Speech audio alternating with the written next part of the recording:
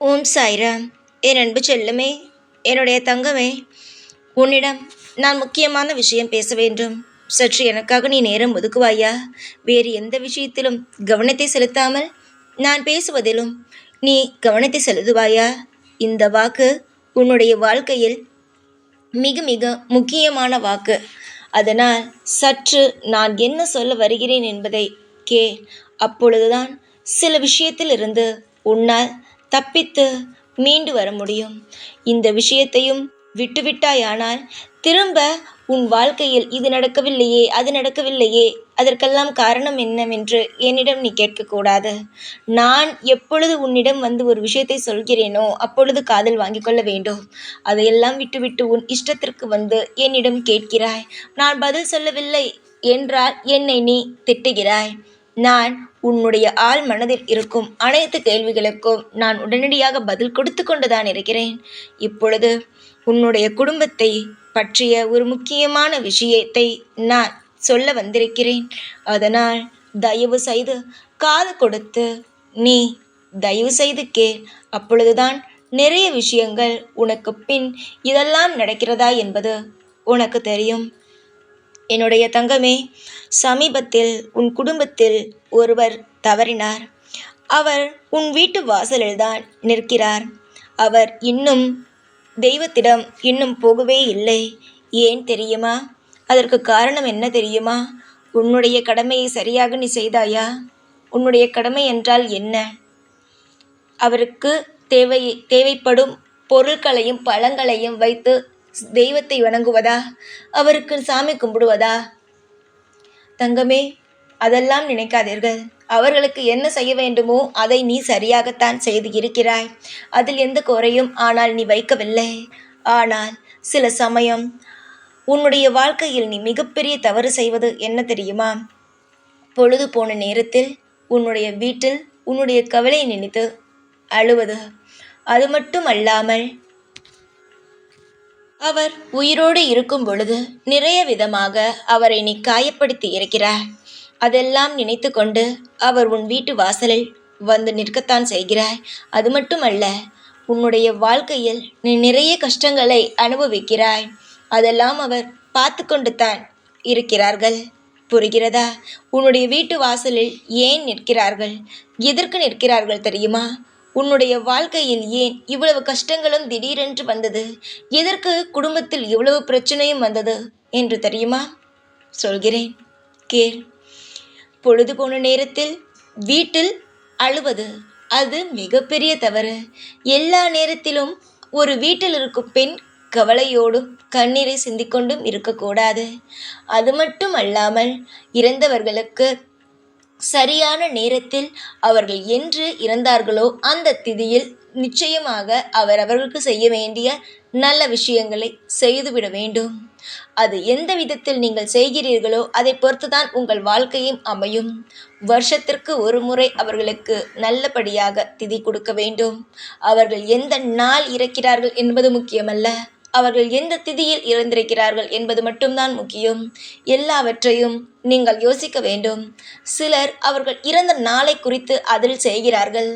ஆனால் அந்த இறந்த நாளில் செய்வதை விட அவர்கள் எந்த திதியில் இறந்தார்களோ அந்த திதியில் செய்வதுதான் மிகப்பெரிய ஒரு நல்ல விஷயமாக இருக்கும்.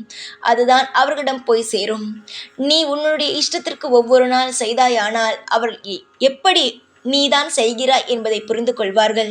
அவர்களுடைய திதியில்தான் அவர்கள் மேலிருந்து இறங்கி உன் வீட்டிற்கு வந்து நிற்பார்கள்.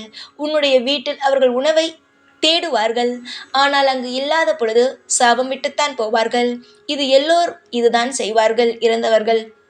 அதுவே உன்னுடைய வீட்டில் சாப்பாடு இருக்கும் பொழுது அவர்கள் வந்த பொழுது அந்த திதியில் உன் வீட்டில் அவர்களுக்காக நீ பூஜை போடும் பொழுது உன்னுடைய குடும்பத்தை தலைமுறை தலைமுறையாக அவர்கள் காப்பாற்றவும் செய்வார்கள். அதே நேரம் உங்களை வாழ்த்திவிட்டும் செல்வார்கள்.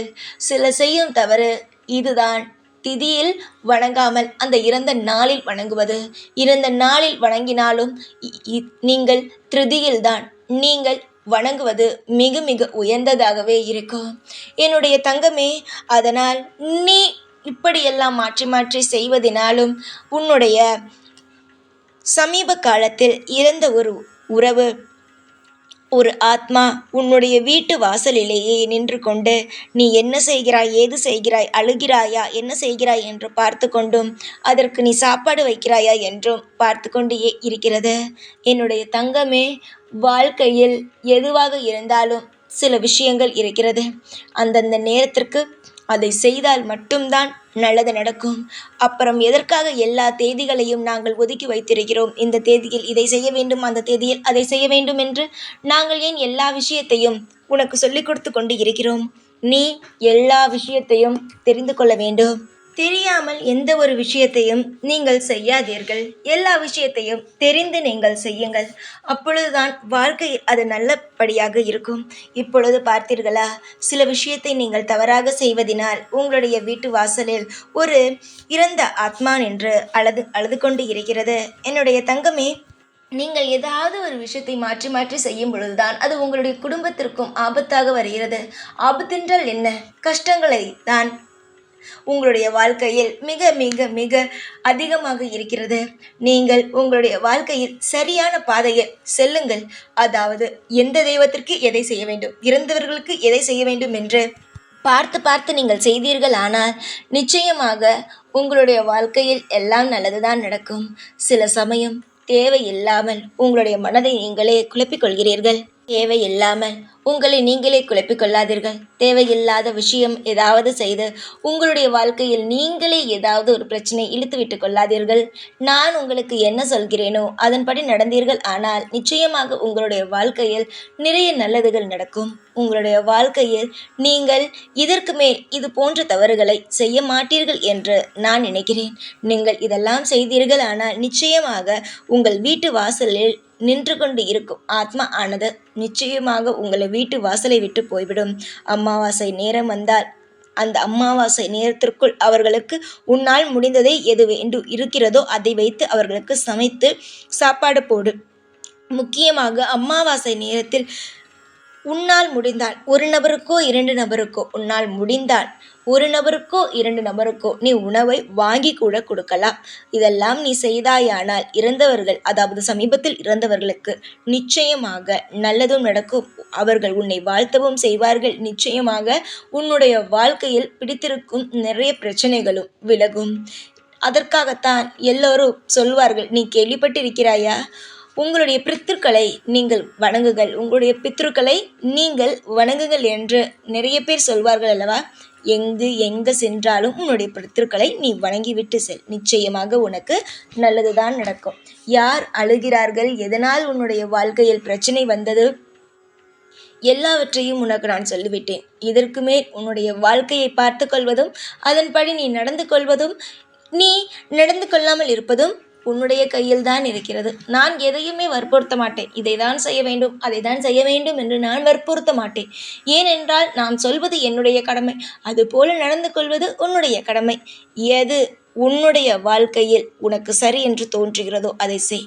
நிறைய விஷயங்களை நான் சொல்வேன். நிச்சயமாக உன்னுடைய வாழ்க்கையில் நான் சொன்னதை நீ செய்வாய் என்று நான் நம்புகிறேன். அதனால்தான் உன்னை தேடி ஓடி நான் வந்தேன். என்னுடைய பிள்ளையாக இருக்கும் உன்னை எப்பொழுதுமே நான் பார்த்து கொண்டு நல்ல வழி நடத்தி கொண்டு உனக்கு தேவையான அனைத்து சந்தோஷங்களையும் தந்து கொண்டு தான் இருக்கிறேன். இன்னும் அதிகமான சந்தோஷங்களையும் உன் வாழ்க்கையில் என்னென்ன நடக்கிறதோ அனைத்து விஷயங்களையுமே உனக்கு சொல்லி கொடுத்து கொண்டு உன்னுடைய வாழ்க்கையில் நீ இப்படி தான் இருக்க வேண்டும், உன் வாழ்க்கையில் இதெல்லாம் நடக்கிறது என்று ஒவ்வொரு முறையும் உனக்கு சொல்லி கொடுத்து கொண்டு உன்னை காப்பாற்றி கொண்டும் வழி நடத்தி கொண்டும் இந்த சாயாகிய நான் நிச்சயமாக உன் கூடவே இருப்பேன். தைரியமாக இருங்கள். என்றும் என்றென்றும் உங்கள் கூடவே இருப்பேன். ஓம் சாய்ராம்.